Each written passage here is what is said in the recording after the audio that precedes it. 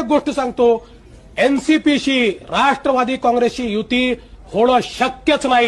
नाही नाही नाही, आपत धर्म नाही, शाश्वत धर्म नाही, कुठलाही धर्म नाही.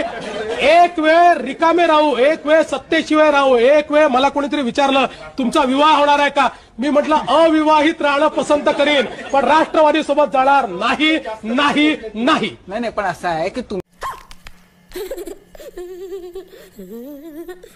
महाराष्ट्राला पहिल्यांदाच 2 उपमुख्यमंत्री भेटले आणि त्यांचे नाव आहे देवेंद्र फडणवीस आणि आता 2 जुलै 2023ला शपथ घेणारे अजितदादा पवार आणि त्यांच्यासोबत एनसीपीचे 9 मंत्र्यांनी सुद्धा शपथ घेतली. याच शपथविधीनंतर एनसीपीमध्ये 2 गट निर्माण झाले, अजितदादा पवार आणि शरद पवार. पण हे 2 गट निर्माण कसे झाले आपण या व्हिडिओमध्ये बघणार आहोत आणि चॅनलला सबस्क्राइब करा आणि बेल आयकॉनचा घंटालाही दाबा. तर शरद पवार यांनी पत्रकार परिषद घेत देवेंद्र फडणवीसांच्या आरोपावर पलटवार केलाय. सरकार बनवण्यासाठी राष्ट्रवादी काँग्रेसनं बाहेरून पाठिंबा देण्याचा निर्णय घेतला होता असं पवारांनी स्पष्ट केलं. भ्रष्टाचारावरून पंतप्रधान नरेंद्र मोदी विरुद्ध शरद पवार असा सामना रंगलाय. भ्रष्टाचार करणाऱ्यांना जेलमध्ये पाठवणार असा इशारा पंतप्रधान नरेंद्र मोदी यांनी दिलाय. राष्ट्रवादी काँग्रेसनं 70,000 कोटींचा घोटाळा केल्याचा आरोपही त्यांनी. सरकार बनाने का जो प्रयास हमने किया था उसकी शुरुआत पवार साहब से बातचीत करके ही हुई थी. तो एनसीपी पर भी करीब 70,000 करोड़ रुपए के घोटालों का आरोप है. 3 महिन्यापासून एनसीपी मध्ये खूप मोठ्या हालचाली होताना दिसून येत आहेत. एनसीपीचा फुल फॉर्म आहे राष्ट्रवादी काँग्रेस पार्टी. शरद पवार यांच्या अध्यक्षपदावरून राजीनामा.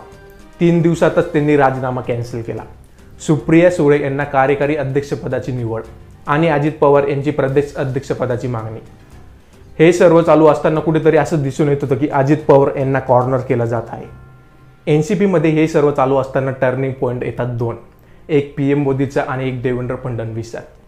पीएम मोदी हे बीजेपी कार्यकर्त्यांसमोर एनसीपी विरुद्ध मोठा घोटाळ्याचा आरोप करतात.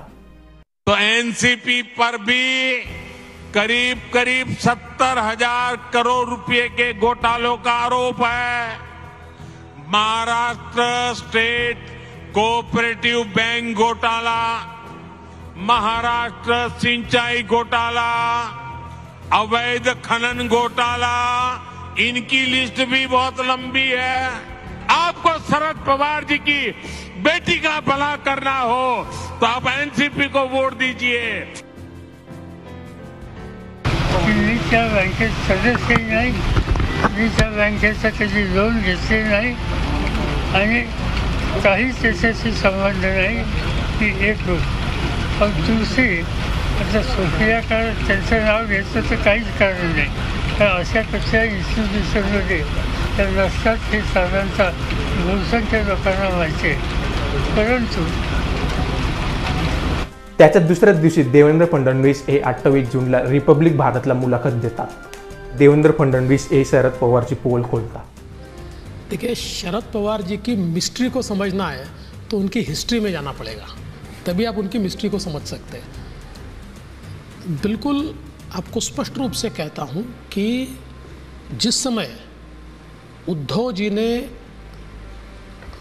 हमारे से मुंह नाता तोड़कर मुख्यमंत्री की कुर्सी के लिए कांग्रेस एनसीपी के साथ बातचीत चालू की और जैसे जैसे बातचीत आगे खींची तो हमारे ध्यान में आया कि उद्धव जी तो हमारा फ़ोन भी नहीं ले रहे थे, तो ये हमारे साथ नहीं आने वाले, इनको कुर्सी बुला रही है. तो फिर हमने और हमारे पास क्या अल्टरनेटिव है इसका विचार किया. ऐसे समय एनसीपी के कुछ लोगों ने हमको ये कहा कि एनसीपी आपके साथ आ सकती है, हम लोग स्टेबल गवर्नमेंट देना चाहते हैं. और शरद पवार जी के साथ, मैं वापस अंडरलाइन कर रहा हूँ, शरद पवार जी के साथ हमारी बैठक हुई. उस बैठक में यह तय हुआ कि महाराष्ट्र में सरकार बनाई जाएगी. किस प्रकार से बनाई जाएगी इसका मोडस ऑपरेंडी तय हुआ.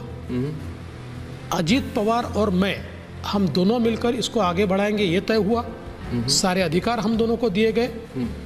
उस हिसाब से हम लोगों ने सारी तैयारी की और तैयारी करने के बाद at one fine moment Pawar Saheb उसमें से हट गए.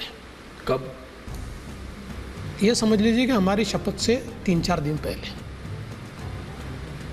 अग्रीमेंट हो चुकी थी. बिल्कुल. शरद पवार थे। हाँ जी। आपकी और शरद पवार की मीटिंग हुई। हाँ जी। उन्होंने प्लान किया कि बीजेपी के साथ गवर्नमेंट बनाएंगे, बीजेपी के साथ गवर्नमेंट बनाएंगे जी। उन्होंने अजित पवार को पूरी अपनी ब्लेसिंग दी और फिर Ajit Pawar was left with no alternative then to come with me, क्योंकि हम लोग तैयारी पूरी कर ली थी, वो तो एक्सपोज हो जाते, वो तो खत्म हो जाते। तो इसलिए अजित पवार ने और हमने शपथ ली। शपथ लेने के बाद उस समय भी अजित पवार ये मानते थे कि भाई चूंकि ये सारा इनिशिएट पवार साहब ने किया है, इतनी सारी बैठकें हुई है, सारी चीज़ें अपन ने तय की है, तो हम शपथ लेंगे, लोग हमारे साथ आएंगे, पवार साहब भी आएंगे। पवार साहब नहीं आए और फिर कोर्ट में जो हुआ वो भी आप लोगों ने देखा। तो कुल मिलाकर हमको वो सरकार तोड़नी पड़ी। लेकिन मैंने इससे पहले भी ये कहा है और बार-बार कहूँगा, उस समय सरकार बनाने का जो प्रयास हमने किया था उसकी शुरुआत पवार साहब से बातचीत करके ही हुई थी। तिथे भेटलेही गोष्ट खाइए, त्याच्यात त्यांनी अनेक गोष्टीची चर्चा केली, ही गोष्ट खरी आहे, पण त्यांनी स्वतःच सांगितलं काल की या संबंधीचं धोरण मी बदललं 2 दिवसांनी, आणि ते 2 दिवसांनी मी धोरण जर बदललं तर त्याच्यानंतरच्या 2 दिवसांनी त्यांनी शपथ घ्यायचं काय कारण होतं, आणि ती शपथ घ्यायची होती ती अशी चोरून का घेतली फाटे, त्यांना जर घ्यायची होती आणि त्यांना फाशी जर खायची होती आणि ती शपथ घेतली आणि त्याच्यानंतर जर आम्हा लोकांचा त्यांना फाशी लावता तर 2 दिवसात ते सरकार राहिलं का तिथं? 2 दिवसात त्यांची सत्ता गेली, त्यांना त्यांचा राजीनामा द्यायला लागला। याचा स्वच्छ अर्थ आहे की सत्तेच्यासाठी आम्ही कुठेही जाऊ शकतो, ही जी त्यांची पावलं होती ती पावलं एकदा समाजाच्या सोबत यावीत या दृष्टीने काही गोष्टी केलेल्या होत्या। मी जगाच्या क्रिकेटचा अध्यक्ष होतो, त्यामुळे मला गुगली कसा टाकायचा आणि कुठं टाकायचा मी जरी खेळलो नसलं तर माहीत होतं। विकेट दिली ते करायचं काय, ती विकेट घेतलीच पाहिजे। ते काय म्हणतील ते त्यांची विकेट गेली हे सांगतात का? मोदी आणि फडणवीस हे राष्ट्रवादी काँग्रेस पार्टीवर जोरदार टीका करत राहतात। या गोष्टीवर शरद पवार हे मान्य करतात आणि अजित पवार हे नाराजगी व्यक्त करतात। आषाढी एकादशीच्या दिवशी एकनाथ शिंदे आणि देवेंद्र फडणवीस हे दिल्लीला रवाना होतात आणि अमित शहा सोबत रात्रीच्या 12:30 वाजेपर्यंत यांची मीटिंग चालते आणि पूर्ण तगडा प्लॅन या मीटिंगमध्ये करतात ते। शरद पवार हे 2029 पर्यंत खरंच राजकारण करतील का असा प्रश्न अजित पवार यांना निर्माण झाला। 30 जूनला अजित पवार हे विरोधी पक्षनेत्याचा राजीनामा देतात आणि 2 जुलैला अजित पवार हे 30 किंवा 40 आमदार घेऊन बीजेपी सोबत सरकार चालवण्याचा निर्णय घेतात। 31 महिन्यामध्ये अजित पवार हे 3री वेळेस महाराष्ट्राचे उपमुख्यमंत्री बनले आहे।